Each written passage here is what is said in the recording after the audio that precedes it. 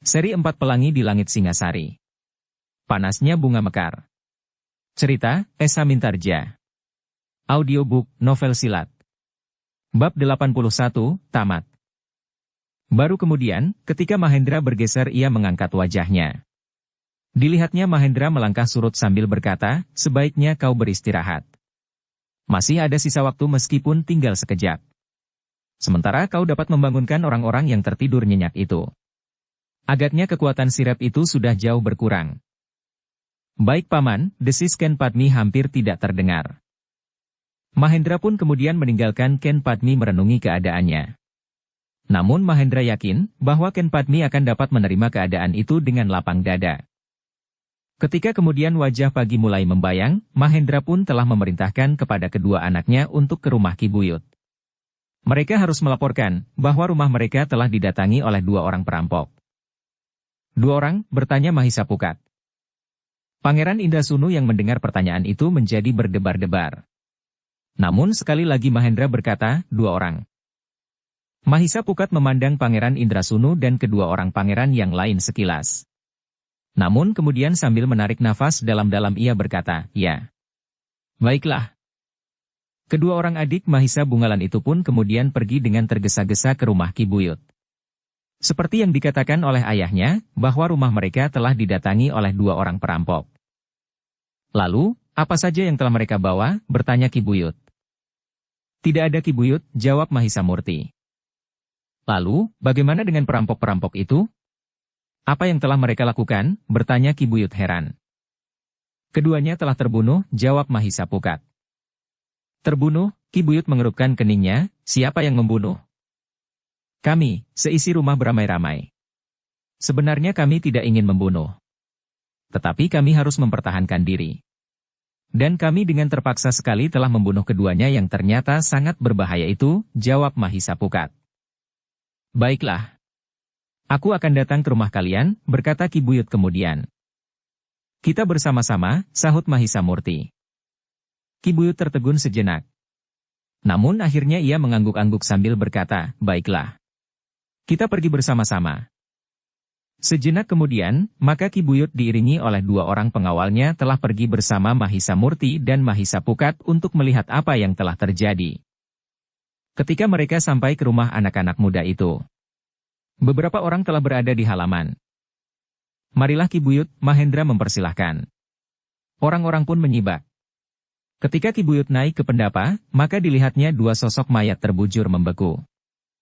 Ternyata Mahendra telah meminta Pangeran Indrasunu dan kedua pangeran yang lain duduk pula di pendapa. Kehadiran Ki Buyut membuat para pangeran itu berdebar-debar. Tetapi mereka tidak dapat berbuat apa-apa, karena Witantra selalu duduk di dekat mereka. Silahkan duduk Ki Buyut, Mahendra kemudian mempersilahkan. Ki Buyut pun kemudian duduk bersama kedua pengawalnya. Di sebelahnya Mahisa Murti dan Mahisa Pukat pun duduk pula. Setiap kali mereka memperhatikan sikap dan wajah ketiga pangeran yang duduk di sebelah Witantra. Orang-orang gila, geram Pangeran Indrasunu di dalam hatinya, ternyata kebaikan hati orang ini hanyalah sekedar pura-pura. Mereka akan mempermainkan kami di depan orang banyak. Tetapi Pangeran Indrasunu sadar jika ia berbuat sesuatu yang tidak dikehendaki oleh Mahendra dan Witantra, maka nasib mereka akan menjadi semakin buruk. Demikian Ki Buyut duduk, maka ia pun segera bertanya, apakah dua orang mayat ini yang kau maksud dengan dua orang perampok itu? Ya Ki Buyut, jawab Mahendra. Apa yang telah mereka lakukan, bertanya Ki Buyut pula. Mereka akan merampok seisi rumah ini Ki Buyut. Mula-mula mereka mempergunakan ilmu sirep, sehingga hampir saja kami seisi rumah tertidur. Untung bahwa kami masih menyadari diri. Tetapi tetangga-tetangga kami tidak seorang pun yang mendengar keributan yang telah terjadi di rumah ini. Baru pagi ini mereka mendengar bahwa kami telah didatangi oleh dua orang perampok. Dan kalian berhasil membunuhnya, bertanya Ki Buyut. Ya Ki Buyut. Tetapi itu karena satu kebetulan. Kebetulan di rumah kami terdapat 3 orang tamu, jawab Mahendra. Wajah Pangeran Indrasunu dan kedua orang pangeran yang lain menjadi tegang. Apalagi ketika Ki Buyut berpaling terhadap mereka dengan sorot mata yang memancarkan kecurigaan. Sementara itu ketiga orang pangeran itu tidak tahu apa yang akan dikatakan oleh Mahendra tentang diri mereka.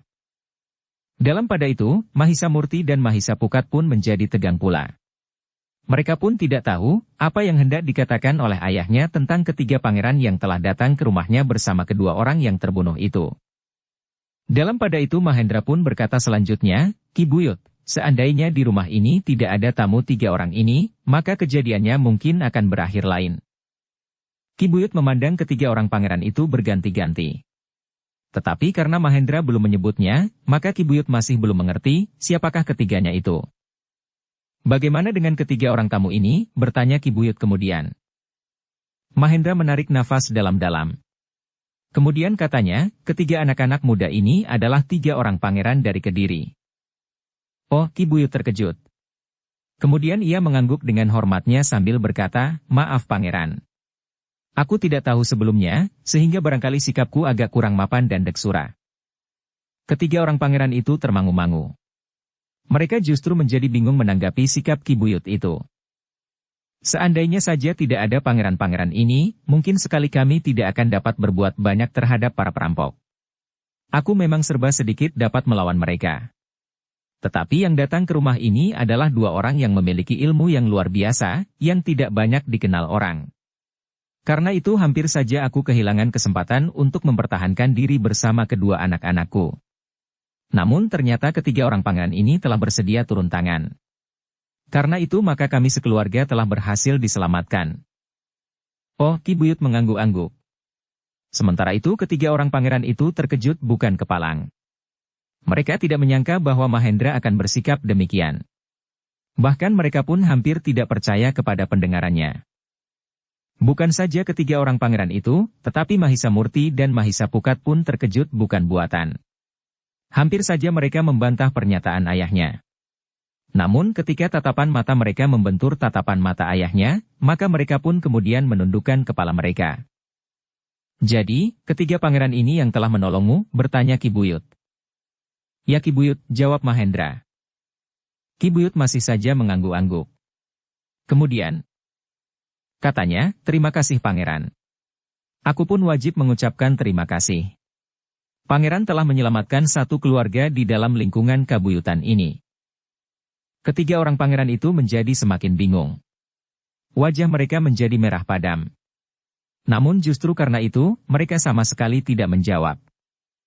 Namun dalam pada itu, Mahendralah yang kemudian berkata, yang penting kemudian Ki Buyut, jika Ki Buyut sudah mengetahui persoalannya, maka kami akan minta izin untuk menyelenggarakan mayat itu agar tidak terlalu lama berada di pendapa ini. Ki Buyut mengangguk-angguk. Kemudian katanya, baiklah. Aku sudah menyaksikannya dan aku sudah mengetahui persoalannya. Terserah kepadamu dan tetangga-tetanggamu.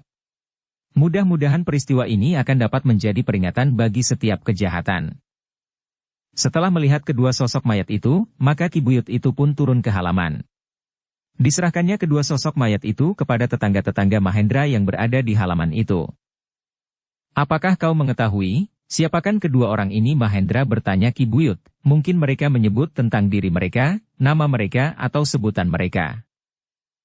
Mahendra memandang Pangeran Indrasunu yang juga ikut turun ke halaman, seolah-olah minta agar ia menjawabnya. Pangeran itu termangu-mangu. Namun kemudian dengan suara sendat ia berkata, menurut pendengaranku Ki Buyut, mereka menyebut nama mereka, sepasang serigala dari Padang Geneng. Ki Buyut mengangguk-angguk. Ia belum pernah mendengar nama itu, tetapi sebutan itu benar-benar telah menggetarkan jantungnya. Sehingga justru karena itu, maka ia merasa semakin berterima kasih kepada ketiga orang pangeran yang kebetulan sedang bertemu di rumah Mahendra. Namun yang bergejolak kemudian adalah jantung Mahisa Murti dan Mahisa Pukat. Rasa keadilan mereka benar-benar telah tersinggung. Karena itu, hampir di luar sadar mereka telah berkisar, meninggalkan orang banyak yang berkerumun di halaman. Mereka tidak mengerti, kenapa tiba-tiba mereka ingin menemui Ken Padmi. Ketika mereka memasuki ruang dalam, mereka menemukan Ken Padmi duduk di sudut amben sambil menangis.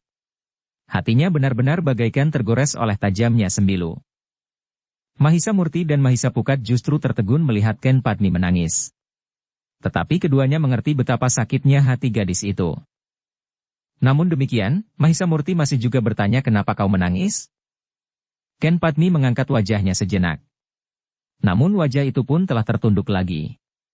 Di antara isak tangisnya ia menjawab, aku mendengar jawaban Paman Mahendra atas pertanyaan Ki Buyut tentang ketiga orang pangeran itu. Mereka menarik nafas dalam-dalam. Kedua anak muda itu pun kemudian duduk pula di amben itu. Keduanya sudah merasa bahwa ayahnya telah berbuat tidak adil. Apalagi Ken Padmi yang merasa langsung dihinakannya. Dalam pada itu, di halaman, Ki Buyut pun kemudian telah minta diri. Para tetangga Mahendra lah yang kemudian menyelenggarakan kedua sosok mayat itu sebagaimana diminta oleh Ki Buyut. Ki Mahendra adalah orang pilih tanding, berkata salah seorang tetangganya, namun agaknya kedua orang ini memiliki ilmu yang lebih tinggi. Untunglah bahwa di rumah ini sedang ada 3 orang tamu, sehingga mereka bersama-sama akhirnya dapat membunuh kedua orang yang nampaknya sangat ganas itu. Juga nampak bagaimana mereka membuat sebutan bagi diri mereka sendiri. Kawannya mengangguk-angguk. Mereka sependapat dengan tetangganya itu.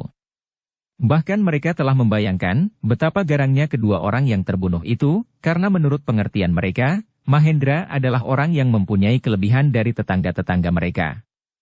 Sebagai seorang pedagang yang berkeliling dari satu tempat ke tempat yang lain, dari satu kota ke kota yang lain, Mahendra harus membekali dirinya dengan ilmu yang cukup. Tetapi untuk melawan kedua orang itu, agaknya ia mengalami kesulitan tanpa ketiga orang tamu yang kebetulan berada di rumah itu. Ketika kesibukan itu kemudian lampau, karena kedua sosok mayat itu sudah dibawa ke tempat pekuburan, maka Mahendra mulai mengamati keadaan anak-anaknya dan Ken Padmi. Ketika ia masuk ke ruang dalam, Ken Padmi telah tidak ada di ruang itu. Yang ada tinggal Mahisa Murti dan Mahisa Pukat. Kenapa kau tidak ikut membawa kedua sosok mayat itu ke pekuburan? Bertanya Mahendra. Mahisa Pukat memandang ayahnya sejenak. Kemudian, katanya dengan suara datar, kami tidak mengerti sikap ayah. Mahendra menarik nafas dalam-dalam. Katanya, aku sudah menduga. Di mana Ken Padmi sekarang? Ia berada di dalam biliknya, jawab Mahisa Murti. Biarlah ia berada di dalam biliknya, jawab Mahendra. Mudah-mudahan Ken Padmi dan kalian berdua akhirnya dapat mengerti juga maksudku. Mahisa Murti dan Mahisa Pukat hanya menundukkan kepalanya saja. Ketika mereka mendengar langkah mendekat, baru mereka mengangkat wajah mereka. Ternyata Witantra telah berdiri di samping ayah mereka. Mereka kurang mengerti, berkata Mahendra. Pangeran yang lain duduk pula di pendapa. Baiklah. Biarkan ketiga orang pangeran itu masuk, desis Witantra. Mahendra menganggukkan kepalanya. Namun sebelum Witantra memanggil ketiga orang pangeran itu, Mahisa Murti berkata, Ayah, apakah aku diperkenankan meninggalkan ruang ini? Kenapa? Bertanya Mahendra. Jika ketiga pangeran itu berada di ruang ini pula, jantungku rasa-rasanya akan meledak. Mungkin kami tidak akan dapat bertahan ayah, sambung Mahisa Pukat. Tetapi Mahendra menggeleng.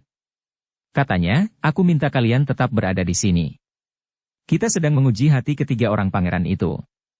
Kita masih dapat mengambil sikap apapun juga sesuai dengan sikap mereka sendiri. Mahisa Murti dan Mahisa Pukat saling berpandangan sejenak.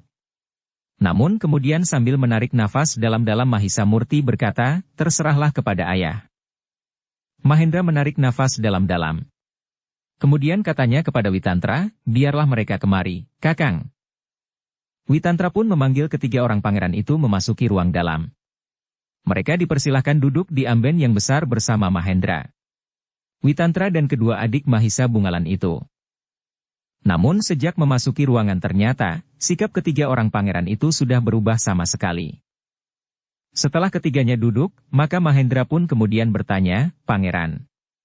Kami telah berusaha berbuat sebaik-baiknya. Kemudian terserah, apakah yang akan Pangeran lakukan? Pangeran Indrasunu mengangkat wajahnya. Dipandanginya wajah Mahendra sejenak. Kemudian dipandanginya kedua anak muda yang menundukkan kepalanya. Mahisa Murti yang berusaha menahan gejolak hatinya setiap kali bergeser setapak. Sementara Mahisa Pukat meremas-remas jari-jarinya sendiri. Namun kedua anak muda itu terkejut ketika mereka mendengar isak tertahan. Ketika mereka mengangkat wajah mereka, mereka seolah-olah tidak percaya akan penglihatannya. Pangeran Indrasunu itu ternyata menangis. Paman, terdengar suara yang bergetar, Paman telah berbuat sesuatu yang tidak pernah aku duga sama sekali. Paman telah menghadapkan wajahku ke muka cermin. Dan Paman telah memaksa kami bertiga untuk memandang ke wajah-wajah kami. Maksud Pangeran, bertanya Mahendra. Paman telah memaksa kami melihat, betapa kotor hati kami, jawab Pangeran Indrasunu, karena itu, betapa penyesalan yang tidak terkatakan telah menyiksa perasaan kami. Maksud Pangeran, bahwa Pangeran telah menyesali perbuatan Pangeran, bertanya Witantra. Ternyata hati kami adalah hati batu, jawab Pangeran Indrasunu, baru sekarang aku melihat, betapa Kakang Mas Welatama berusaha menjaga nama kami. Kakang Mas Welatama tidak pernah melaporkan sikap kami kepada para penguasa di Kediri dan apalagi secara resmi kepada Maharaja di Singasari. Tetapi hati kami masih belum terbuka. Baru saat ini, setelah kami dibenturkan kepada kenyataan yang sangat pedih tergores di hati kami, maka kami harus menyesali sikap kami. Kami yang sudah menduga bahwa kami akan dihukum picis, ternyata sama sekali jauh dari kenyataan itu. Witantra menarik nafas dalam-dalam. Ia melihat bahwa usaha Mahendra untuk membuat penyelesaian yang sebaik-baiknya sebagian telah dapat dicapainya, meskipun ia harus mengorbankan kepahitan kedua anak laki-lakinya dan calon menantunya. Namun dalam pada itu, Mahisa Pukat dan Mahisa Murti mulai arti dari sikap ayahnya. Sikap yang tidak diperhitungkannya sama sekali. Namun yang agaknya sikap itu mempunyai nilai yang lebih tinggi dari sikap yang keras dan kasar. Bahkan dengan membunuh mereka bertiga. Karena itu, maka hati mereka pun mulai mencair. Kemarahan, kegelisahan dan perasaan tidak adil yang meronta di dalam dadanya telah mulai melunak. Mahendra sempat memandang wajah anak-anaknya. Ia melihat perubahan pada wajah-wajah itu. Mudah-mudahan mereka dapat mengerti, berkata Mahendra di dalam hatinya. Pangeran, berkata Witantra kemudian, aku mengucap syukur jika Pangeran benar-benar telah merasa bersalah. Dengan demikian Pangeran akan berjanji di dalam diri, bahwa Pangeran tidak akan melakukan kesalahan itu lagi untuk selanjutnya. Pangeran Indrasunu mengangguk. Sambil mengusap matanya yang basah ia berkata, aku menyesal sekali. Penyesalan ini akan menyiksa kami untuk waktu yang tidak terbatas. Mudah-mudahan aku selalu mendapat petunjuk dari Sang Pencipta di dalam hati, sehingga aku tidak akan melakukan kesalahan lagi. Kami akan selalu ikut berdoa Pangeran, jawab Witantra. Nah, berkata Mahendra kemudian, jika Pangeran benar-benar menyesali perbuatan Pangeran, sebaiknya Pangeran menyatakannya kepada orang-orang yang terkait dalam sikap dan perbuatan Pangeran. Mungkin kepada kami berdua yang tua-tua ini Pangeran tidak perlu menyatakan penyesalan dan minta maaf, karena kami sudah dapat mengerti perasaan Pangeran. Tetapi kepada anak-anak muda itu, cobalah Pangeran mengatakannya. Pangeran Indrasunu memandang Mahisa Pukat dan Mahisa Murti yang duduk berdampingan. Namun, ia telah memaksa hatinya untuk menahan segala gejolak dan perasaan. Ia benar-benar telah menyesal, sehingga ia pun tidak berkeberatan untuk menyatakannya. Karena itu, maka ia pun kemudian berpaling kepada kedua orang saudaranya. Dengan nada berat ia berkata, marilah. Kita akan minta maaf kepada mereka. Pangeran Indrasunu dan kedua pangeran itu pun beringsut setapak menghadap kepada kedua orang anak muda yang justru menunduk. Dengan nada dalam Pangeran Indrasunu berkata, kami harus menyesali segala tingkah laku kami. Bukan saja yang baru kami lakukan, tetapi serangkaian perbuatan kami yang sesat selama ini. Mahisa Pukat dan Mahisa Murti masih saja menunduk. Sehingga dengan demikian, maka ayahnya pun telah menegurnya, kau dengar kata-kata Pangeran Indrasunu, kedua anak muda itu berbareng mengangguk. Nah, kau dapat menjawabnya, desak ayahnya. Mahisa Pukatlah yang kemudian beringsut sedikit. Katanya dengan sendat, baiklah. Mahendra menarik nafas dalam-dalam. Lalu katanya, mereka tidak berkeberatan Pangeran. Tetapi masih ada seorang lagi yang tersangkut oleh tingkah laku Pangeran. Justru pada sikap Pangeran sekarang ini, telah menjadi sasaran Pangeran bertiga. Jantung ketiga orang Pangeran itu menjadi semakin berdebar-debar. Mereka sudah menduga, bahwa orang itu adalah seorang gadis yang bernama Ken Padmi. Sebenarnya lah maka Mahendra berkata, Pangeran. Jika sekarang ada di sini, Pangeran juga harus minta maaf kepada Mahisa Bungalan dan kepada pamannya, Kakang Mahisa Agni. Tetapi mereka tidak ada sekarang ini. Sedang yang ada di sini hanyalah Ken Padmi. Karena itu, maka Pangeran pun harus minta maaf kepadanya. Pangeran Indrasunu dan kedua orang saudaranya menundukkan wajahnya. Keringat yang dingin telah membasahi kening dan punggung. Tetapi mereka tidak akan dapat ingkar. Dalam pada itu, maka Mahendra pun kemudian berkata kepada Mahisa Pukat dan Mahisa Murti, "Panggillah Ken Padmi kemari." Kedua anak muda itu termangu-mangu. Namun akhirnya keduanya pun bangkit dari tempat duduknya dan melangkah mendekati bilik Ken Padmi yang tertutup. Tetapi pintu bilik itu ternyata tidak terselarak. Ketika Mahisa Murti mendorong pintu itu, maka pintu itu pun telah terbuka. Mahisa Murti tertegun ketika ia melihat Ken Padmi duduk di bibir pembaringannya. Dengan sehelai kain panjang gadis itu mengusap wajahnya yang basah. Dengan ragu-ragu Mahisa Murti itu pun berkata, "Ayah memanggilmu." Ken Padmi memandang kedua anak muda yang berdiri di pintu itu. Kemudian desisnya lirih, "Aku sudah mendengar apa yang kalian percakapkan." Mahisa Murti dan Mahisa Pukat mengangguk. "Marilah," berkata Ken Padmi kemudian. Mahisa Murti dan Mahisa Pukat itu pun mempersilahkan Ken Padmi mendahului mereka. Namun nampaknya Ken Padmi itu sudah tidak ragu-ragu lagi melangkah ke amben di ruang dalam. Meskipun demikian, ketika ia sudah duduk, maka wajahnya pun masih juga tertunduk dalam-dalam. Mahisa Murti dan Mahisa Pukat telah duduk pula di samping gadis itu. Tetapi mereka tidak lagi menundukkan wajah mereka. Sejenak ruangan itu dicengkam oleh kesepian. Masing-masing seolah-olah hanya mendengar jantung mereka sendiri. Kegelisahan yang sangat telah menerpa perasaan Pangeran Indrasunu dengan kedua saudaranya. Tetapi seperti yang dikatakan oleh Mahendra, mereka harus minta maaf kepada gadis itu. Gadis yang akan dijadikan korban dendam mereka kepada Mahisa Bungalan. "Pangeran," terdengar suara Mahendra menyayat kesepian itu, "aku persilahkan Pangeran minta maaf kepadanya. Karena sebenarnya lah kesalahan Pangeran terbesar adalah kepada gadis itu." Pangeran Indrasunu menarik nafas dalam-dalam. Namun dalam pada itu, maka ia pun kemudian berkata, "Baiklah Paman. Aku sudah siap untuk minta maaf dan mengakui segala kesalahan." "Lakukanlah," sahut Mahendra. Pangeran Indrasunu itu pun kemudian memandang wajah Ken Padmi yang tunduk. Sekilas ia masih melihat kecantikan gadis itu. Namun kemudian betapapun beratnya ia pun berkata, "Ken Padmi, Paman Mahendra telah membenturkan aku dan kedua saudaraku ini kepada satu kenyataan tentang diri kami masing-masing. Karena itulah, maka aku akan minta maaf kepadamu atas segala kesalahan yang pernah aku lakukan. Kesalahan yang pada saat-saat aku menyadarinya kemudian, telah aku sesali sedalam-dalamnya." Ken Padmi mengangkat wajahnya. Hanya sekejap. Wajah itu pun kemudian menunduk lagi. Karena Ken Padmi tidak menjawab, maka Mahendra pun kemudian berkata, "Kau harus menjawab Ken Padmi. Apakah kau bersedia memaafkan atau tidak?" Sejenak Mahendra menunggu. Namun kemudian gadis itu telah menganggukkan kepalanya. "Terima kasih," desis Pangeran Indrasunu, "sebenarnya lah bahwa kesalahan kami sudah terlalu besar. Jika kau memaafkannya, maka aku akan merasa betapa kerdil diriku di hadapan jiwa-jiwa besar seisi rumah ini." Ken Padmi tidak menjawab. Kepalanya tertunduk semakin dalam.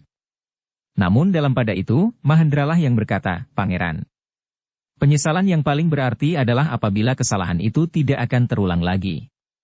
Sebaiknya Pangeran berjanji kepada diri sendiri. Kemudian Pangeran masih harus menghubungi Pangeran Swelatama dari Kabanaran.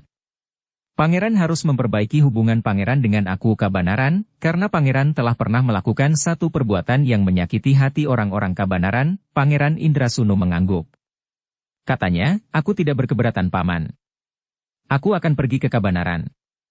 Aku akan menemui Kakang Mas Swelatama untuk mohon maaf atas segala kesalahan yang pernah aku perbuat, langsung atau tidak langsung."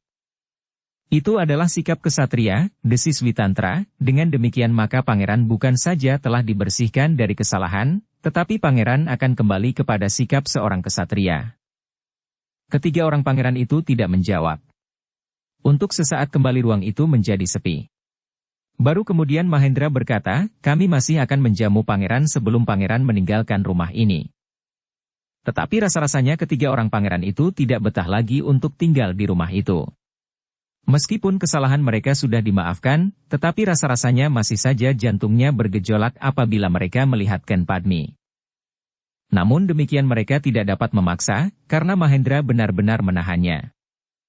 Tetapi setelah mereka benar-benar dijamu sekali lagi maka mereka pun segera minta diri meninggalkan rumah yang telah memaksa mereka untuk melihat ke dalam diri mereka sendiri.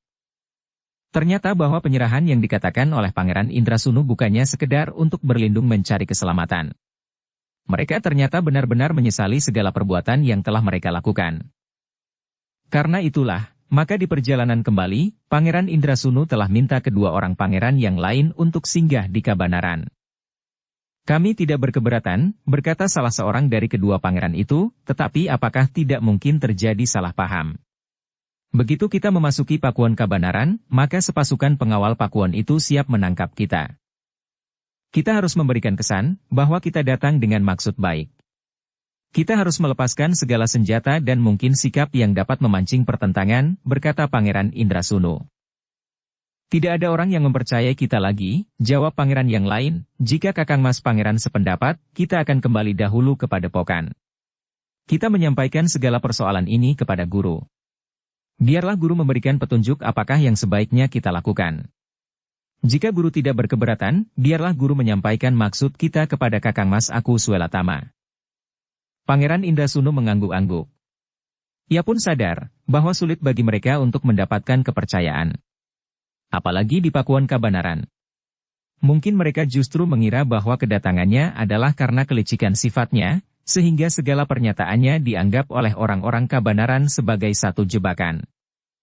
Karena itu, maka pangeran itu pun berkata, baiklah. Kita akan mohon petunjuk kepada mereka yang mempunyai wawasan yang lebih luas, tetapi dengan satu pengertian, bahwa kita sudah menyesali perbuatan kita. Demikianlah ketiga orang pangeran itu pun telah dengan tergesa-gesa pergi ke Padepokan tempat mereka berguru. Pangeran Indrasunu pun telah pergi bersama kedua orang saudaranya. Mereka akan datang kepada guru mereka masing-masing untuk melaporkan perkembangan yang telah terjadi di dalam jiwa mereka. Kita pergi bersama-sama berkata Pangeran Indrasunu, kita datang kepada kedua orang guru kalian berganti-ganti. Kita akan bersama-sama mendengarkan pendapat mereka.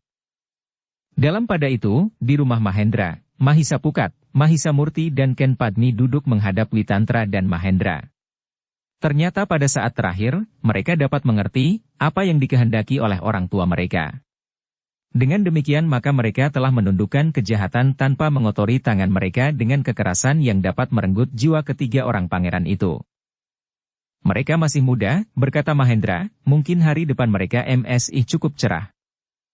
Mahisa Pukat, Mahisa Murti dan Ken Padmi menundukkan wajah-wajah mereka. Karena itu, kita memberi kesempatan kepada mereka, berkata Mahendra kemudian, kecuali jika kesempatan yang kita berikan itu tidak mereka pergunakan sebaik-baiknya, itu adalah salah mereka sendiri. Ketiga anak muda itu mengangguk-angguk. Sementara itu Witantra berkata, tetapi menilik sikap mereka, aku mempunyai keyakinan bahwa mereka benar-benar telah menyesali perbuatan mereka. Dengan tulus mereka menyatakan penyesalan dan pertobatan. Memang mungkin sekali, mereka masih dapat dipengaruhi oleh orang lain sehingga mereka akan melakukan kesalahan yang sama. Tetapi mudah-mudahan mereka benar-benar telah menemukan kembali diri mereka yang hilang, sehingga tidak akan diombang-ambingkan lagi oleh sikap dan perbuatan yang salah. Tetapi apakah mungkin mereka akan dapat mempertahankan penyesalan itu untuk waktu yang lama ayah? Bertanya Mahisa Pukat. Memang masih akan terjadi banyak kemungkinan, jawab ayahnya, tetapi aku berharap bahwa mereka tidak terperosok lagi ke dalam hubungan yang dapat mempengaruhi jiwa mereka. Jika mereka kemudian kembali ke lingkungan hidup mereka sebagai cantrik, maka mereka akan banyak tergantung kepada sikap guru mereka. Namun nampaknya justru karena mereka adalah pangeran yang mempunyai segala-galanya dari segi lahiriah, maka justru guru mereka berada di bawah pengaruh para pangeran muda itu. Guru mereka hanyalah orang-orang mumpuni yang diupah untuk menurunkan ilmu kanuragan. Tetapi sama sekali tidak dapat membekali mereka dengan pesan-pesan kejiwaan. Anak-anak muda itu mengangguk-angguk. Mereka justru mendapat kesempatan untuk menilai diri sendiri. Ketiga orang pangeran itu juga anak-anak muda meskipun lebih tua dari mereka, namun tentu tidak terpaut banyak. Dengan demikian mereka masih merasa beruntung, bahwa mereka sejak semula dapat memilih jalan yang lebih baik dari ketiga orang pangeran itu, sehingga mereka tidak perlu menyesali tingkah laku mereka dan mencari sandaran tatanan hidup yang baru. Meskipun demikian, ketika kembali ke dalam biliknya, Ken Padmi sempat mengurai keadaannya sendiri. Tiba-tiba saja ia merasa demikian sepinya. Ia berada di rumah orang lain, bukan rumahnya sendiri, justru karena hubungannya dengan Mahisa Bungalan. Sementara itu Mahisa Bungalan sendiri tidak berada di rumah. Terpercik kerinduannya kepada padepokannya yang sepi, kepada orang tuanya dan kepada lingkungannya. Rasa-rasanya ada satu keinginan untuk melihat semuanya itu. Tetapi ia tidak akan pergi meninggalkan rumah itu sebelum Mahisa Bungalan kembali. Mereka menyebut tentang diri mereka, nama mereka atau sebutan mereka. Karena itu, maka kemudian Ken Padmi pun telah terbenam ke dalam perasaannya. Ia mengharap dengan sungguh-sungguh agar Mahisa Bungalan segera kembali. Bahkan dalam gejolak pengharapannya itu terselip kekhawatiran bahwa mungkin Mahisa Bungalan telah mengalami sesuatu. Ia tahu bahwa Mahisa Bungalan berada di satu tempat justru karena tempat itu mengalami pergolakan. Tetapi semula Ken Padmi tidak mengatakannya kepada siapapun juga. Dicobanya untuk menahan gejolak perasaannya itu di dalam dadanya sendiri. Namun ternyata bahwa sikap dan warna wajahnya tidak dapat disembunyikannya terhadap Mahendra dan Witantra. Bahkan sebelum mereka bertanya, mereka telah dapat meraba apa yang terjadi di dalam jantung anak gadis itu. Karena itu, maka Mahendra merasa perlu untuk memberinya beberapa nasihat, agar perasaan itu tidak selalu mencekamnya, sehingga mempengaruhi bukan saja jiwanya, tetapi juga tubuhnya. Jika terjadi sesuatu, tentu sudah ada berita sampai kepadaku, berkata Mahendra. Lalu, ia berada di tempat orang-orang yang sudah kami kenal dan mengenal kami. Karena itu, jika perlu, maka aku Swelatama akan dapat menugaskan orang-orangnya untuk memberitahukan persoalannya kepadaku, atau kepada pamanmu Mahisa Agni di Singasari. Ken Padmi mengangguk-angguk. Ia pun mengerti berdasarkan pertimbangan nalarnya. Tetapi perasaannya masih saja menghentak-hentak di dalam dada. Namun beberapa nasihat Mahendra berpengaruh juga atas perasaan gadis itu, meskipun ia tidak dapat melepaskan seluruhnya. Namun Ken Padmi kemudian berusaha menghalau kegelisahannya dengan kerja dan berlatih di dalam sanggar, sehingga dengan demikian, ia justru telah meningkatkan ilmunya. Dalam pada itu, berangsur-angsur Pakuan Kabanaran telah menjadi tenang kembali. Meskipun beberapa orang pengamat masih belum melepaskan pengawasan mereka seluruhnya terhadap Pakuan Watu Mas yang masih mendendam. Tetapi nampaknya Pakuan Watu Mas pun harus berpikir berulangkah jika mereka hendak melakukan sesuatu atas Kabanaran. Kegagalan mereka ternyata telah membuka mata mereka bahwa Pakuan Kabanaran tidak terlalu lemah seperti yang mereka sangka. Apalagi setelah Kabanaran berhasil mengatasi kesulitan mereka yang paling gawat. Para perampok di Kedung Sertu dan para perampok yang bersembunyi di Telatah Watu Mas telah dapat ditundukkan. Bahkan dari tangan para perampok itu telah berhasil dirampas harta benda yang bernilai sangat tinggi, yang oleh aku akan dipergunakan bagi kesejahteraan rakyat Kabanaran. Karena aku tidak lagi dapat memisahkan dan mengenali para pemiliknya. Karena itu, maka Mahisa Bungalan pun merasa, kehadirannya di Pakuan Kabanaran telah cukup lama. Ia sempat melihat aku mulai dengan kerja untuk membangun Pakuan Kabanaran sebaik-baiknya. Tetapi Mahisa Bungalan tidak akan dapat tinggal untuk waktu yang terlalu lama. Dengan demikian, maka pada suatu saat Mahisa Bungalan pun telah minta diri kepada aku Swelatama untuk kembali ke Singasari. Kami mengucapkan terima kasih, berkata aku Swelatama. Tidak ada yang dapat aku lakukan di sini, jawab Mahisa Bungalan. Banyak pendapatmu yang sangat menguntungkan bagi penyelesaian persoalan yang kita hadapi. Terutama para perampok di Kedung Serta dan di hutan perbatasan, jawab aku. Aku hanya seorang di antara sekian banyak orang di sini, berkata Mahisa Bungalan. Lalu, aku mengucapkan selamat atas kerja yang sudah dimulai oleh Pakuan ini. Namun demikian aku tidak boleh lengah. Mungkin pada satu saat Watu Mas akan mengejutkan Pakuan Kabanaran. Mungkin Pangeran Indrasunu akan datang kembali ke Pakuan Watu Mas dan menggelitik aku di Watu Mas. Kami akan tetap menempatkan pasukan di perbatasan, meskipun tidak sekuat yang pernah kita lakukan. Namun kami pun harus mempunyai sebuah pasukan khusus yang akan dapat bergerak cepat jika terjadi sesuatu. Yang lebih penting, bagaimana mempergunakan harta benda yang besar itu untuk kesejahteraan Pakuan Kabanaran, berkata Mahisa Bungalan. Tentu, jawab aku Swelatama. Namun kemudian dengan ragu-ragu ia berkata, namun sebenarnya lah, kau berhak atas sebagian dari harta benda itu. Mungkin padukuhanmu juga memerlukan dana untuk kesejahteraan rakyatnya. Tetapi Mahisa Bungalan menggeleng sambil tersenyum. Katanya, para perampok itu mengambil harta benda dari Pakuan Kabanaran. Jadi harta benda itu harus kembali ke Kabanaran. Jika aku tidak lagi dapat menemukan para pemiliknya, maka aku akan dapat mempergunakannya bagi kesejahteraan Pakuan ini pada umumnya. Tetapi kau membantu mendapatkan harta benda itu kembali, jawab aku. Sekali lagi Mahisa Bungalan menggeleng. Katanya, jika harta benda ini kelak menjadi piranti kesejahteraan Pakuan ini, aku sudah merasa berbahagia karenanya. Aku Suelatama mengangguk-angguk.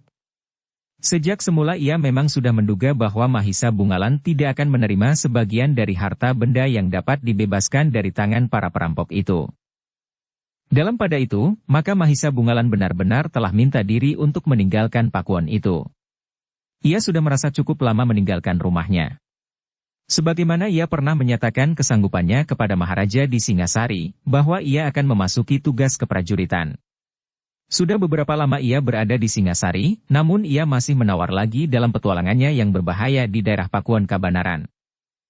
Demikianlah, pada hari yang ditentukan, Mahisa Bungalan pun meninggalkan Pakuan Kabanaran.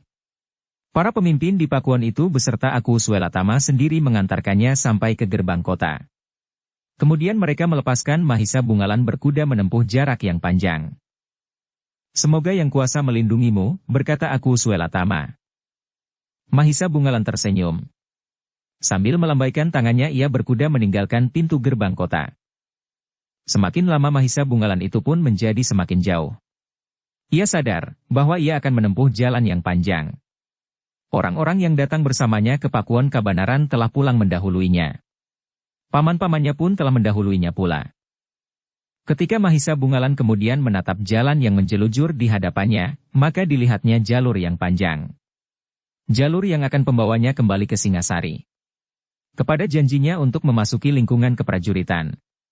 Dan kepada kampung halamannya yang sudah lama ditinggalkannya. Tiba-tiba sekilas membayang wajah seorang gadis yang menunggunya. Ken Padmi. Gadis yang telah meninggalkan berbagai persoalan di luar kehendaknya sendiri. Aku sudah terlalu lama meninggalkannya, berkata Mahisa Bungalan kepada diri sendiri. Dan kini, Mahisa Bungalan itu telah berada dalam perjalanan kembali.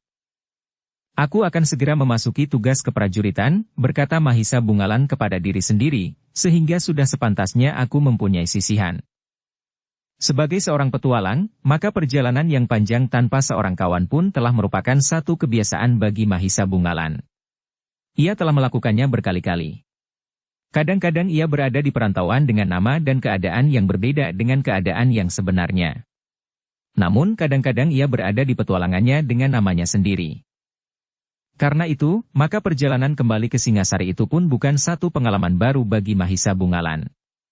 Namun demikian kadang-kadang ia harus memikirkan, apakah ia tidak akan bertemu dengan orang-orang yang mendendamnya selama ini. Namun Mahisa Bungalan tidak akan berkecil hati menghadapi apapun juga. Ia sudah siap menghadapi keadaan yang bagaimanapun juga. Di sepanjang jalan, Mahisa Bungalan ternyata tidak berhenti terlalu sering. Hanya jika kudanya merasa sangat lelah, maka baru ia berhenti di pinggir tempat yang berair. Dan membiarkan kudanya untuk minum dan makan rerumputan. Sementara itu, Mahisa Bungalan sendiri juga mendapat kesempatan untuk beristirahat. Dalam pada itu, tanpa diduganya, ternyata beberapa orang telah menyusul perjalanan Mahisa Bungalan. 5 orang berkuda berderap dengan kecepatan yang tinggi. Mereka pun tidak pernah berhenti seperti Mahisa Bungalan, kecuali memberi kesempatan kepada kuda-kuda mereka untuk minum dan makan rerumputan. Mudah-mudahan kita akan dapat menyusulnya sebelum ia sampai ke Singasari, berkata salah seorang di antara mereka. Namun perjalanan itu memang cukup panjang. Mahisa Bungalan tidak akan dapat mencapai Singasari sebelum matahari terbenam. Jika ia melanjutkan perjalanan di malam hari, maka ia memang tidak perlu bermalam di perjalanan, karena ia akan mencapai Singasari malam itu juga. Karena itu, maka kelima orang yang menyusulnya ingin segera dapat menyusulnya. Mudah-mudahan orang itu tidak berbohong, berkata salah satu dari mereka. Mudah-mudahan, desis yang lain. Lalu, tetapi aku kira ia memang tidak akan berbohong, karena mereka tidak mengenal siapa aku. Ya. Aku kira ia mengatakan apa adanya, berkata yang lain pula.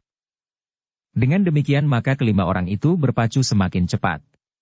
Dari seorang penjaga istana Pangeran Suelatama mereka mendapat keterangan bahwa Mahisa Bungalan telah meninggalkan istana itu ketika kelima orang itu datang. Baru saja, berkata penjaga itu. Karena itulah, maka kelima orang itu telah menyusulnya. Sebenarnya lah, perjalanan kelima orang itu lebih cepat dari perjalanan Mahisa Bungalan. Karena itu, jarak di antara mereka pun semakin lama semakin dekat, meskipun kelima orang itu tidak cepat dapat menyusulnya. Ia seorang diri, berkata salah seorang dari kelima orang itu. Berdiri kepada aku Suelatama untuk kembali ke Singasari. Ia terlalu berani untuk melakukannya, sahut yang lain.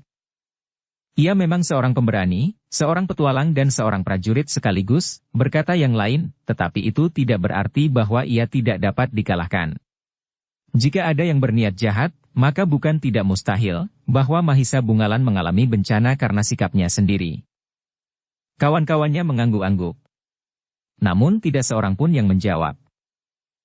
Pangeran telah menyelamatkan satu keluarga di dalam lingkungan kabuyutan ini.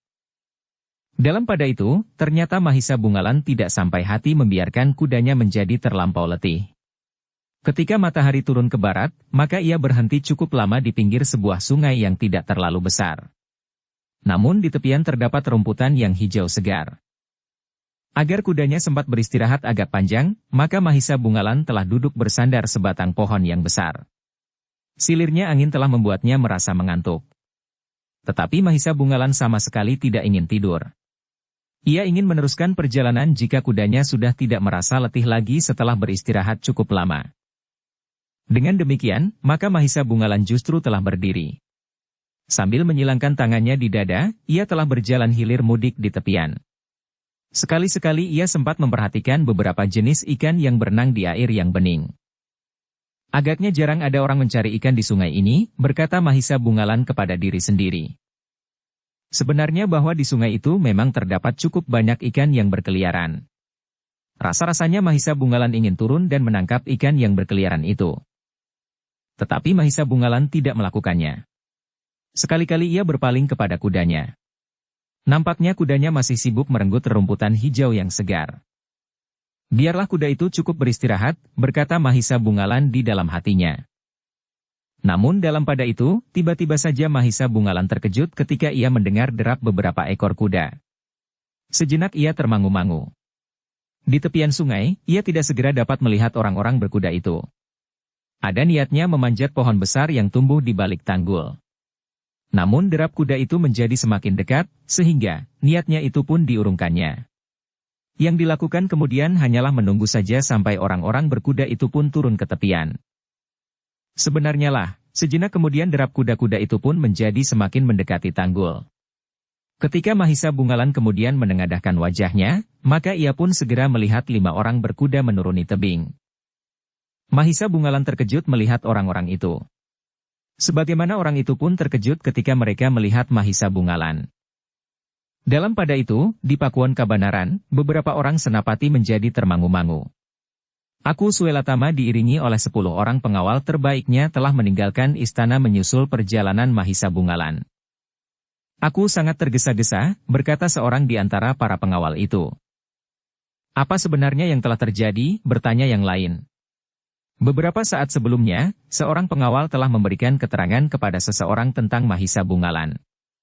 Pengawal itu mengatakan kepada seseorang yang ingin bertemu dengan Mahisa Bungalan. Bahwa Mahisa Bungalan baru saja meninggalkan Pakuan, jawab kawannya, kemudian ternyata bahwa ada laporan, bahwa orang yang bertanya itu tidak hanya seorang diri. Ada beberapa orang kawannya yang sedang menunggu. Di antara mereka dikenal sebagai Pangeran Indrasunu meskipun ia mengenakan pakaian orang kebanyakan. Jika demikian, bukankah ada kemungkinan yang gawat akan terjadi, bertanya seorang senapati. Ya. Kemungkinan itu memang ada, jawab yang lain.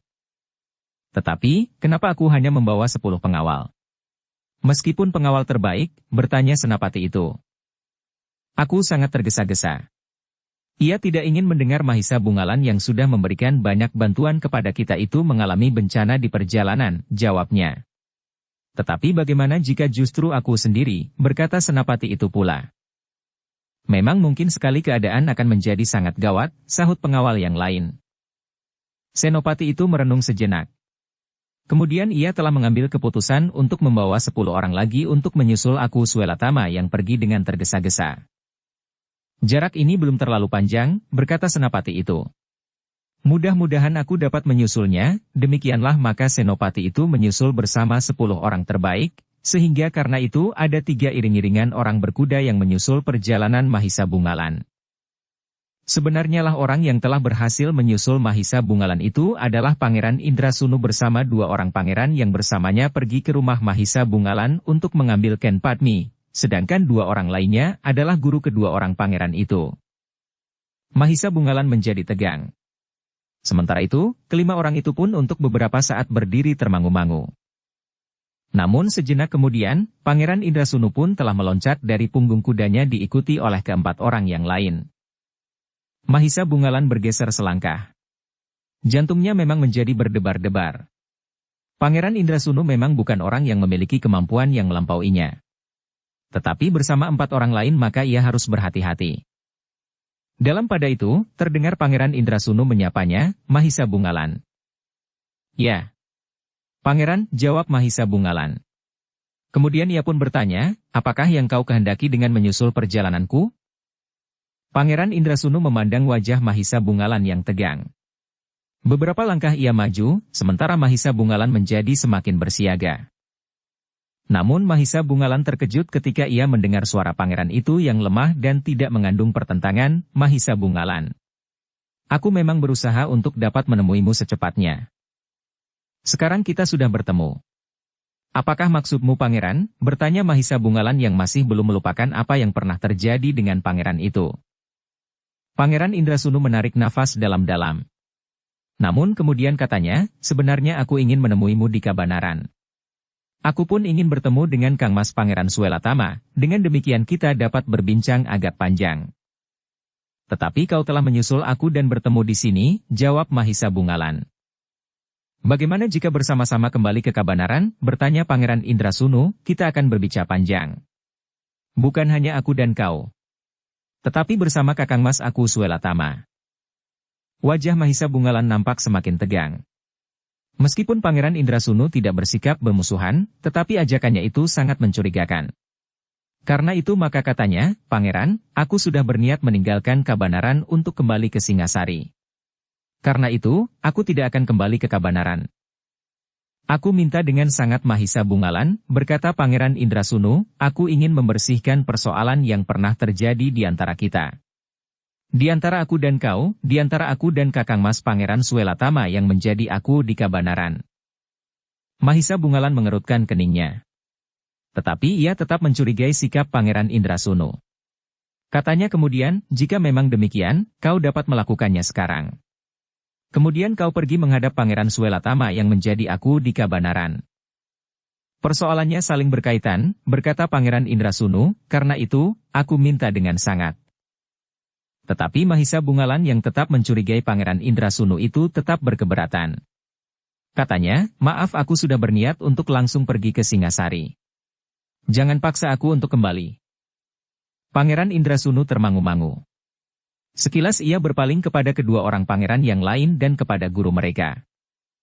Jika Angger Mahisa Bungalan berkeberatan kembali ke Kabanaran, apa boleh buat, berkata salah seorang dari kedua pangeran itu. Ya. Terpaksa sekali, jawab Pangeran Indrasunu. Mahisa Bungalan yang kurang mengerti tentang niat mereka, telah mempersiapkan diri sepenuhnya. Jika terjadi sesuatu, maka ia sudah siap menghadapinya.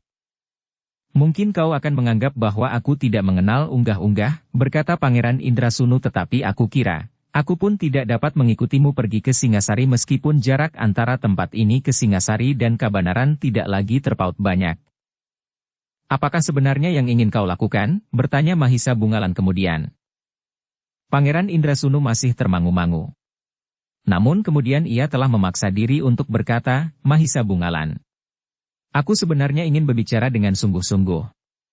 Tetapi jika kau tak berniat untuk kembali ke Kabanaran, maka biarlah aku berbicara di sini. Tetapi marilah, kita berbicara sambil duduk. Mungkin kata-kataku akan menjadi lebih teratur. Mahisa Bungalan mengerutkan keningnya.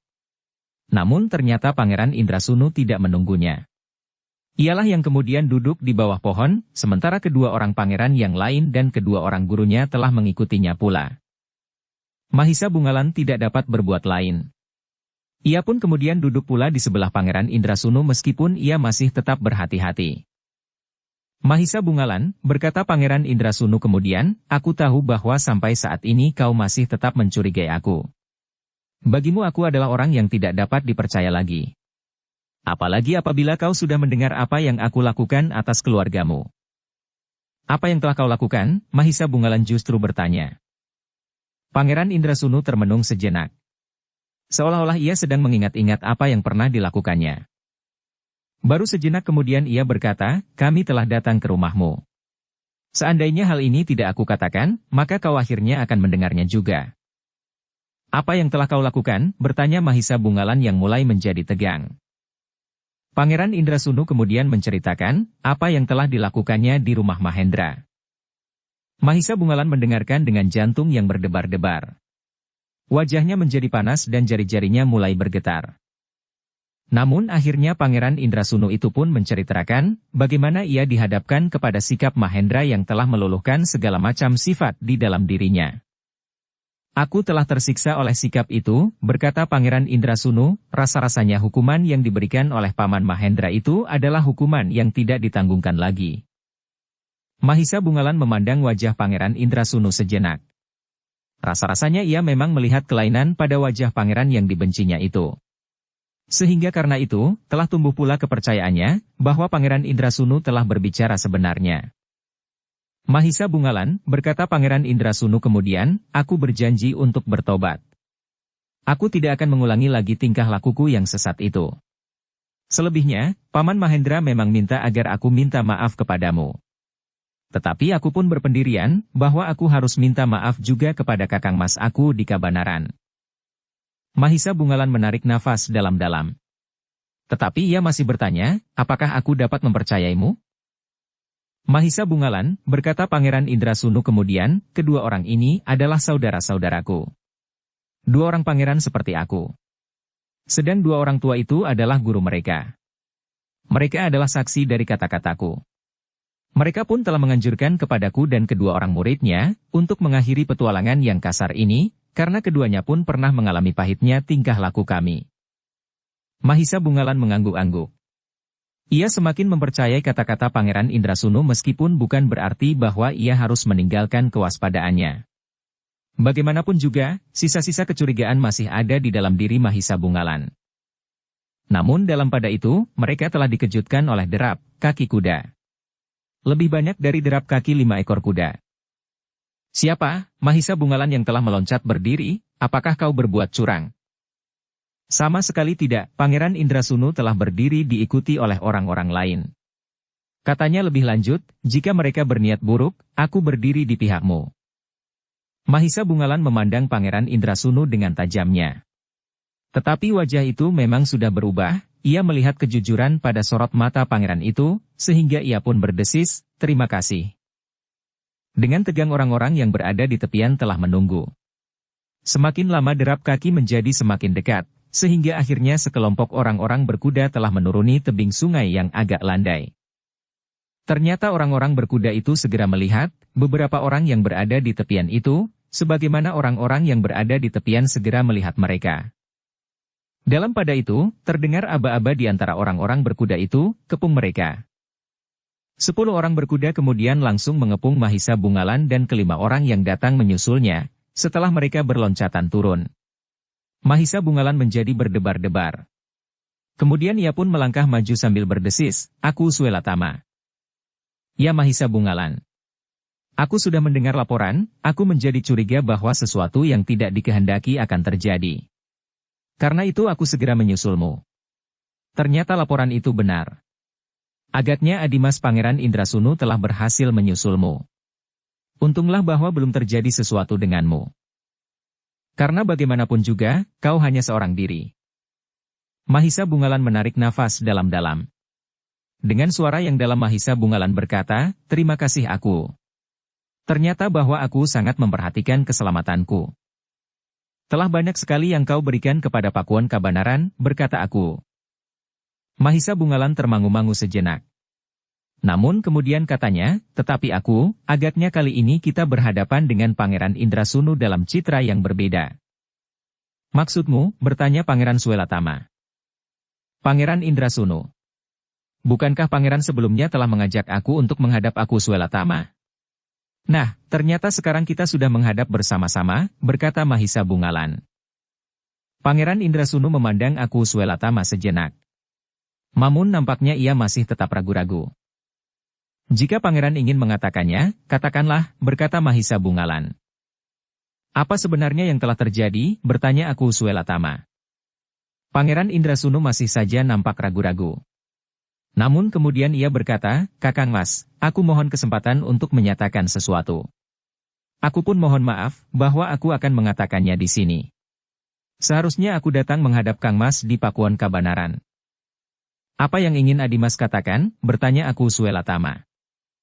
Seperti yang baru saja aku katakan kepada Mahisa Bungalan, bahwa aku ingin mohon maaf kepada Kakang Mas Suelatama atas segala tingkah laku kami selama ini. Wajah aku itu menjadi semakin tegang. Dipandangnya Mahisa Bungalan sejenak. Lalu ia pun bertanya, kau katakan itu kepadaku, setelah kau merasa gagal dengan rencanamu sekarang ini, atau kau memang akan berkata demikian? Aku memang akan berkata demikian, jawab Pangeran Indrasunu. Demikian tiba-tiba, bertanya aku Suelatama. Bukan tiba-tiba. Sesuatu telah terjadi. Dan agaknya jiwaku telah berguncang karena peristiwa itu, sehingga aku memutuskan untuk mengambil satu sikap baru dalam hidupku yang tersisa. Aku Suelatama tidak segera mempercayainya. Bahkan kemudian ia berkata kepada Mahisa Bungalan, jangan terlalu cepat mempercayainya. Yang dilakukan oleh Adimas Indrasunu selama ini telah cukup membuat kepalaku pening. Ia sudah menceritakan apa yang telah terjadi atas dirinya, berkata Mahisa Bungalan, agaknya aku mulai mempercayainya. Apa yang telah terjadi, bertanya aku Suelatama. Pangeran Indrasunu itu pun kemudian menceritakan kembali, apa yang telah dialaminya di rumah Mahendra, sehingga peristiwa itu telah menggerakkan jiwanya untuk melihat jauh menghunjam ke dalam dirinya sendiri. Akhirnya ia menemukan, betapa kotornya dirinya. Aku telah berjanji. Bumi dan langit menjadi saksi, berkata Pangeran Indrasunu. Aku Suelatama menarik nafas dalam-dalam. Sambil mengangguk-angguk kecil ia berkata, nampaknya aku pun mulai percaya. Mudah-mudahan hatimu selalu mendapat terang dari Sang Pencipta. Untunglah, segala peristiwa yang terjadi belum aku laporkan seutuhnya kepada para pemimpin di Kediri atau lebih-lebih lagi Singasari. Dengan demikian, maka Adimas masih belum terlibat ke dalam keadaan yang gawat dalam hubungan Adimas sebagai seorang bangsawan di Kediri. Terima kasih Kakang Mas. Sikap Kakang Mas itu pun menjadi cambuk bagiku. Bahwa tidak sepantasnya aku melakukan perbuatan-perbuatan yang kotor, sementara orang lain masih berusaha melindungi namaku. Sebenarnya lah bagi seorang kesatria, nama mempunyai arti yang penting seperti nyawanya, berkata Pangeran Indrasunu. Lalu, dua orang saudaraku ini pun mempunyai sikap yang sama seperti aku, direstui oleh kedua orang gurunya. Guru merekalah yang banyak mendorong kami. Aku Suelatama melangkah maju mendekati Pangeran Indrasunu. Sambil menepuk pundaknya ia berkata, aku telah menemukan saudara-saudaraku kembali. Pangeran Indrasunu menundukkan wajahnya. Rasa-rasanya tenggorokannya menjadi panas. Ternyata bahwa masih banyak orang yang mempunyai jiwa yang besar, yang dengan tulus hati memaafkan kesalahan orang lain dalam suasana yang tidak menentu. Dosaku memang terlalu besar, desis Pangeran Indrasunu. Jika Adimas sudah mengakui kesalahan itu dan bertobat, maka betapapun besarnya kesalahan, tentu akan dimaafkan, jawab Pangeran Suelatama, sebagaimana kau lihat, Mahisa Bungalan pun telah memaafkan kesalahanmu. Aku dan orang-orang Kabanaran pun akan memaafkanmu. Pangeran Indrasunu mengangguk. Kemudian katanya kepada kedua orang pangeran yang lain, katakanlah. Aku sudah minta maaf atas nama kita bertiga. Tetapi sebaiknya kalian mengucapkannya dengan mulut kalian sendiri. Kedua orang pangeran itu pun melakukannya seperti yang diminta oleh Pangeran Indrasunu. Betapapun beratnya, tetapi kedua orang pangeran itu telah melakukannya. Dalam pada itu, maka Pangeran Suelatama pun berkata, baiklah. Jika demikian, aku ingin mempersilahkan kalian kembali ke Pakuan Kabanaran. Aku akan menjamu kalian sebagai tamu-tamuku yang paling terhormat. Terima kasih, Mahisa Bungalanlah yang menjawab, aku kira Pangeran Indrasunu dan saudara-saudara serta guru mereka akan bersedia. Tetapi aku sudah hampir separuh jalan. Aku ingin meneruskan perjalanan ini ke Singasari. Sayang sekali, berkata Pangeran Indrasunu, aku juga sudah minta kepada Mahisa Bungalan untuk kembali ke Kabanaran. Sebelum aku tahu bahwa Kakang Mas aku akan menyusul aku ingin menghadap, sekaligus menyampaikan kepada Mahisa Bungalan permintaan maaf atas segala tingkah lakuku yang sudah banyak mengganggunya dan juga keluarganya. Sedangkan aku masih harus bertanggung jawab atas petualanganku ini kepada Maharaja Singasari, karena aku sudah beberapa kali menunda kesanggupanku untuk menjadi seorang prajurit di Singasari. Jadi kau benar-benar tidak dapat kembali ke Kabanaran? Bertanya aku di Kabanaran. Terdapat pula Mahisa Bungalan. Terima kasih aku. Bukan maksudku menolak. Tetapi aku mohon diri untuk melanjutkan perjalanan, jawab Mahisa Bungalan. Aku di Kabanaran mengangguk-angguk. Lalu katanya, baiklah sekali lagi aku mengucapkan terima kasih atas segala bantuan yang tidak ternilai harganya bagi Kabanaran. Tidak ada yang pernah aku lakukan dalam arti yang sebenarnya, berkata Mahisa Bungalan. Dengan demikian, maka mereka pun kemudian telah berpisah. Aku Suelatama kembali ke Kabanaran bersama Pangeran Indrasunu, kedua pangeran yang lain serta guru-guru mereka, sementara Mahisa Bungalan meneruskan perjalanannya ke Singasari. Dalam pada itu, aku Suelatama dan iring-iringannya telah dikejutkan oleh iring-iringan yang lain lagi. Namun ternyata mereka adalah pengawal-pengawal yang setia yang mencemaskan keadaannya. Terima kasih, berkata aku Suelatama, tetapi semuanya sudah selesai. Tidak ada kekerasan yang terjadi. Sedangkan aku telah menemukan saudara-saudaraku kembali. Senapati yang memimpin para pengawal yang menyusulnya itu kurang mengerti. Namun kemudian di perjalanan kembali ke Pakuan, kawan-kawannya yang mengikuti aku itu pun dapat menceritakan apa yang telah terjadi. Senapati itu mengangguk-angguk. Katanya, syukurlah.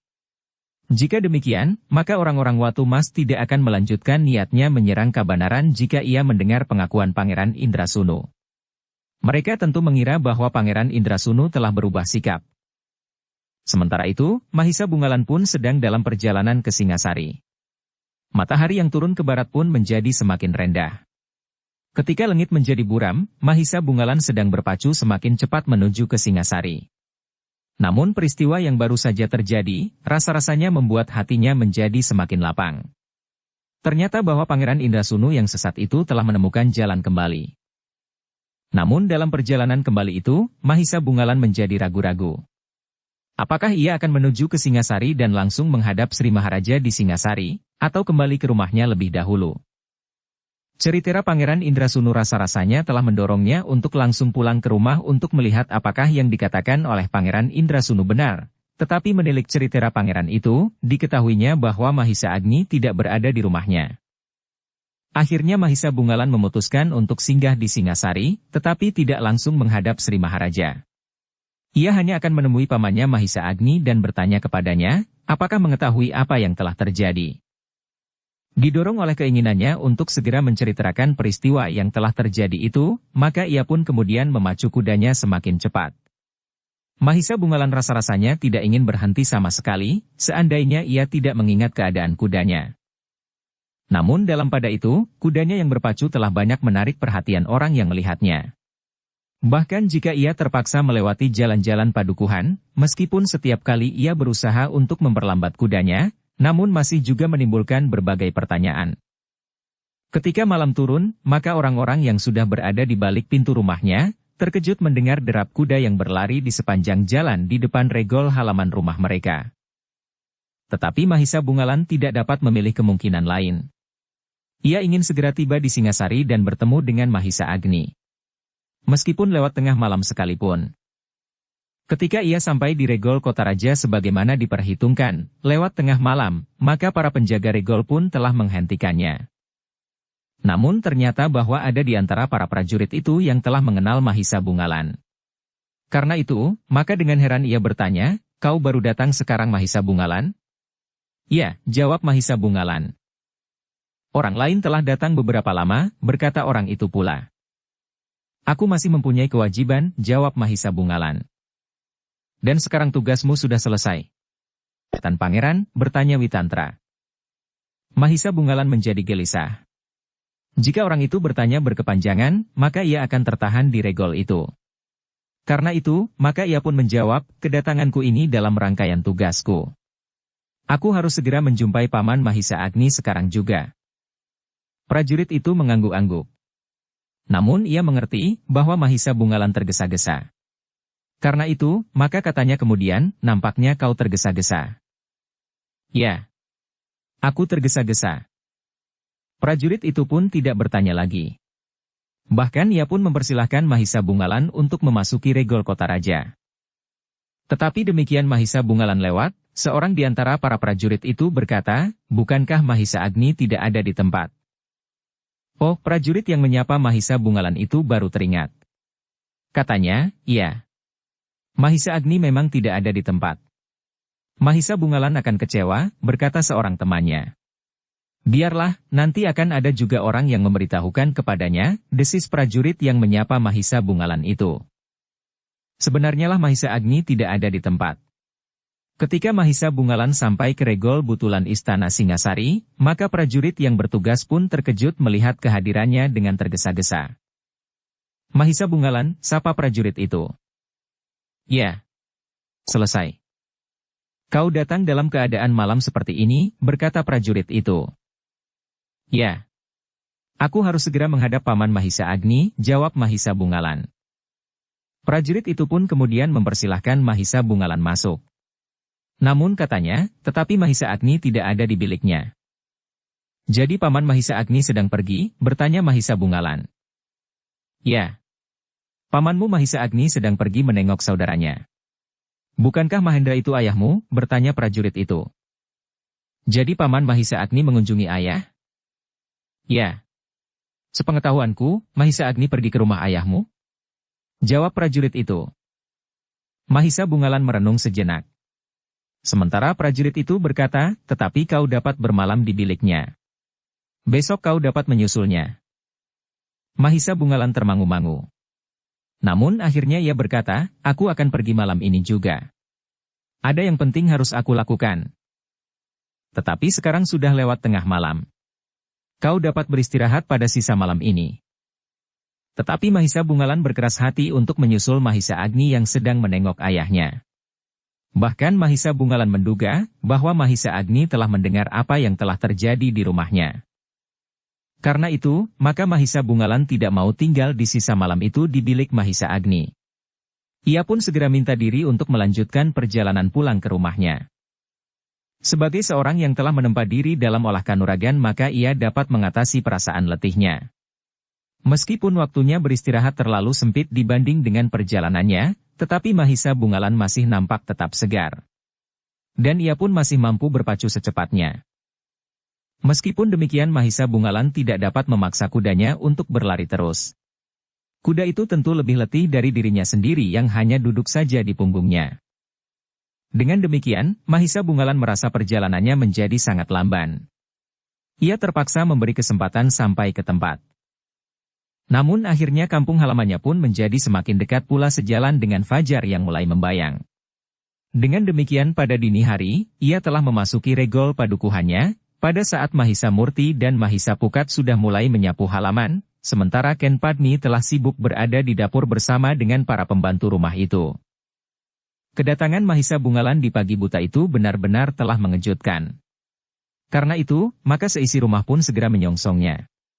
Kedua adiknya, ayahnya dan sebenarnya lah kedua pamannya berada di rumah itu pula. Witantra dan Mahisa Agni. Paman Mahisa Agni dan Paman Witantra sudah ada di sini, desis Mahisa Bungalan. Ya Mahisa Bungalan, Mahisa Agnilah yang menjawab, Pamanmu Witantra sudah mendahului kami. Aku baru menyusul kemudian. Mahisa Bungalan mengangguk-angguk. Tetapi ia pun kemudian bertanya, Paman tidak melihat peristiwa yang terjadi di sini. Peristiwa apa? Bertanya Mahisa Agni. Mahisa Bungalan termangu-mangu. Namun ayahnya lah yang kemudian mempersilahkannya, marilah. Naiklah. Kita akan berbicara dengan tenang. Tetapi aku kira kau tidak perlu tergesa-gesa. Mahisa Bungalan termangu-mangu sejenak. Sementara ayahnya bahkan berkata, atau barangkali kau akan pergi ke Pakiwan lebih dulu. Mungkin kau perlu membasahi tubuhmu serba sedikit. Kau dapat mencuci muka agar kau merasa segar, setelah kau berkuda sampai dini hari. Mahisa Bungalan mengangguk. Katanya, baiklah ayah. Aku berkuda sehari semalam. Mahisa Bungalan pun kemudian beringsut. Namun ia tertegun ketika ia melihat sesosok tubuh di seketeng. Ternyata Ken Padmi juga mendengar kehadirannya. Tetapi ia tidak dapat berbuat seperti saudara-saudara Mahisa Bungalan. Ia tidak dapat ikut menyongsong sambil berlari-lari. Kemudian berdiri bersama-sama mereka mengerumuninya. Justru karena ia masih orang lain di rumah itu. Mahisa Bungalan menjadi berdebar-debar. Namun ia pun kemudian melangkah beberapa langkah mendekatinya. Apa kabarmu Ken Padmi? Ken Padmi menundukkan kepalanya. Namun terdengar jawabnya perlahan, aku baik-baik saja Kakang. Bagaimana dengan kau? Mahisa Bungalan menarik nafas dalam-dalam. Katanya kemudian, aku juga baik-baik saja Ken Padmi, sebagaimana kau lihat. Ken Padmi mengangkat wajahnya. Tetapi wajah itu segera tunduk kembali. Aku akan membersihkan diri dahulu setelah sehari semalam menempuh perjalanan, berkata Mahisa Bungalan kemudian. Aku akan menyiapkan minuman panas untuk muka Kang, desis Ken Padmi tanpa memandang wajah anak muda itu. Terima kasih, sahut Mahisa Bungalan. Betapa kerinduan telah menghentak jantung anak-anak muda itu. Namun mereka masih tetap menyadari bahwa mereka masih orang lain. Mereka masih dibatasi oleh unggah-ungguh dan tata kesopanan. Ken Padmi pun kemudian beringsut masuk ke dalam seketeng. Sementara Mahisa Bungalan telah pergi ke Pakiwan untuk mencuci kaki dan tangannya. Ia tahu bahwa justru karena semalam suntuk ia tidak tidur, maka tidak baik bagi tubuhnya jika ia langsung mandi. Dalam pada itu, kedua adiknya pun telah mengambil sebungkus kecil pakaian Mahisa Bungalan yang terikat di punggung kudanya. Ketika anak-anak muda itu masuk ke ruang dalam untuk menyimpan pakaian Mahisa Bungalan di dalam bilik yang sebelumnya memang dipergunakan oleh Mahisa Bungalan, maka terasa bahwa bilik itu tidak akan sepi lagi. Dari bilik itu keduanya pun telah pergi ke dapur. Dilihatnya Ken Padmi sibuk menyiapkan minuman bagi Mahisa Bungalan. Kedua anak muda itu saling berpandangan. Ken Padmi bagi mereka sudah seperti saudara kandung sendiri. Gadis itu bukan saja gadis yang memiliki keterampilan di dalam-dalam oleh kanuragan. Tetapi ia adalah gadis yang rajin. Sama sekali Ken Padmi tidak menunjukkan kemanjaannya, meskipun ia adalah satu-satunya anak perempuan. Kemanjaan tidak memberikan manfaat apapun juga, berkata anak-anak muda itu di dalam hatinya. Ketika Mahisa Bungalan kemudian naik ke pendapa, maka kedua adiknya pun telah menemuinya pula. Sementara itu Ken Padmi telah menghidangkan minuman panas kepada mereka yang duduk di pendapa itu. Kau juga duduk di sini, minta Mahendra kepada gadis itu, biarlah makan pagi disiapkan oleh para pembantu di dapur. Ken Padmi tidak menjawab. Tetapi ia pun kemudian duduk pula dengan kepala tunduk. Mahisa Bungalan, ayahnya bertanya, apakah kau ingin beristirahat dahulu, baru berbicara, atau kau lebih senang berbicara sekarang sambil menunggu nasi masak? Mahisa Bungalan memandang berkeliling. Di tempat itu duduk Witantra dan Mahisa Agni selain adiknya dan Ken Padmi. Agaknya lebih baik berbicara saja dengan mereka, daripada harus menunda-nunda. Ia tidak akan dapat beristirahat dengan tenang jika ia masih harus menyimpan persoalan yang seharusnya sudah dapat dibicarakannya. Karena itu, maka katanya, kita akan berbicara sekarang ayah. Aku kira ayah akan berbicara serba sedikit tentang Pangeran Indrasunu yang telah datang ke rumah ini. Mahendra mengerutkan keningnya. Kemudian ia pun bertanya, dari mana kau mendengar persoalan itu? Aku sudah berbicara dengan Pangeran Indrasunu, jawab Mahisa Bungalan. Apa katanya? Bertanya Mahendra pula. Mahisa Bungalan pun kemudian bercerita serba sedikit tentang pertemuannya dengan Mahisa Bungalan yang kemudian disusul oleh Aku Swelatama dengan beberapa orang pengawalnya. Mahendra, Witantra dan Mahisa Agni yang mendengarkan cerita itu menarik nafas dalam-dalam. Hampir bersamaan mereka bertiga berdesis, syukurlah. Ya, sahut Mahisa Bungalan, aku pun merasa bersyukur bahwa pangeran itu telah menemukan jalannya kembali. Pangeran Swelatama pun merasa bersyukur pula. Jika demikian, kami tidak perlu menceritakan apapun juga kepadamu. Kau sudah mendengar segala-galanya dari Pangeran Indrasunu, berkata Witantra. Ya Paman. Aku sudah mendengar semuanya. Juga tentang dua orang yang terbunuh, yang menurut ayah adalah dua orang perampok yang dibunuh oleh tiga orang pangeran itu, bertanya Mahisa Murti. Ya. Tentang dua orang dari Padang Geneng itu, jawab Mahisa Bungalan. Baiklah, berkata Mahendra, jika demikian, tidak ada lagi yang akan kita bicarakan tentang kedua pangeran itu. Meskipun demikian, bukan berarti bahwa tidak ada yang harus kita bicarakan. Mahisa Bungalan menundukkan kepalanya. Ia mengerti apa yang akan dikatakan oleh ayahnya. Tentu tentang Ken Padmi yang sudah beberapa lama berada di rumah itu.